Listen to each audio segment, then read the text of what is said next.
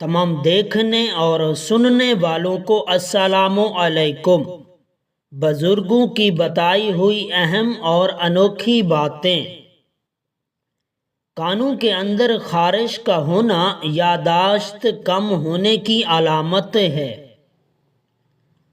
جس گھر میں کالی بھیڑ موجود ہو وہ گھر بد نظری سے ہمیشہ بچا رہتا ہے۔ جس گھر میں کھجور کا درخت موجود ہو وہاں 100 سال تک غربت نہیں آتی۔ عورتوں کا بال کھول کر سونا گھر میں عصیب یعنی جادو کی نشانی ہے۔ جس گھر میں غصہ کرنے والی عورت رہتی ہے اس گھر میں برکت نہیں آتی۔ جس کی 3 بیٹیاں ہوتی ہیں اس بندے کا رزق بڑھتا رہتا ہے۔ نیند میں جھٹکے لگنا اس بات کی نشانی ہے کہ تمہارے اچھے دن کبھی نہیں آئیں گے۔ دوپہر کے وقت خربوزہ کھانے سے معدے کی جلن نہیں ہوتی۔ رات کو پیٹ بھر کر گوشت کھانے سے ڈراؤنے خواب زیادہ آتے ہیں۔ 3 آدمی صرف 3 موقعوں پر پہچانے جاتے ہیں: بہادر لڑائی کے وقت، دانا یعنی عقل مند غصے کے وقت، اور دوست ضرورت کے وقت۔ لوگوں پر 3 احسان کرو: نفع نہیں دے سکتے تو نقصان نہ کرو، خوش نہیں کر سکتے تو رنجیدہ نہ کرو، تعریف نہیں کر سکتے تو برائی نہ کرو۔ اگر آپ روٹی کھانے کے بعد پانی پیتے ہیں تو موٹاپا جلد آئے گا۔ اگر آپ نہاتے وقت تیل لگاتے ہیں تو بدن کی طاقت کبھی کم نہیں ہوگی۔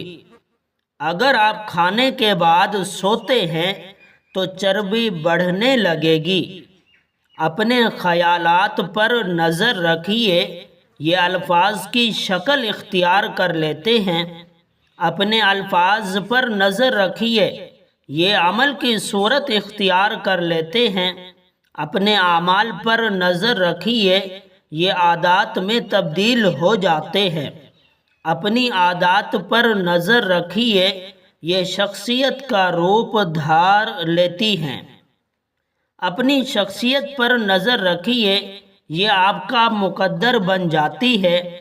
اللہ تعالیٰ نے حضرت جبرائیل علیہ السلام سے پوچھا، اگر ہم تم کو زمین پر رکھتے تو تم کیا کرتے؟ عرض کیا 3 کام کرتا۔ نمبر 1 غریبوں کی مدد کرتا۔ نمبر 2 مخلوق کے عیب چھپاتا۔ نمبر 3 پیاسوں کو پانی پلاتا۔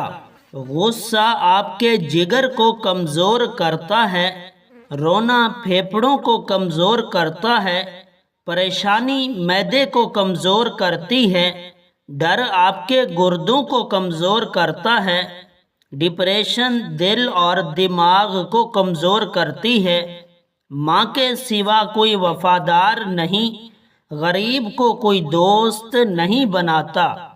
لوگ اچھی سیرت کو نہیں بلکہ اچھی صورت کو ترجیح دیتے ہیں۔ عزت صرف پیسے کی ہے، انسان کی کوئی عزت نہیں۔ انسان جس شخص کے لیے دل سے مخلص ہو وہی شخص دھوکہ دیتا ہے۔ 7 لوگوں کے سامنے 7 قسم کی باتوں سے پرہیز کرو۔ غریبوں کے سامنے اپنی دولت کی باتیں نہ کرو۔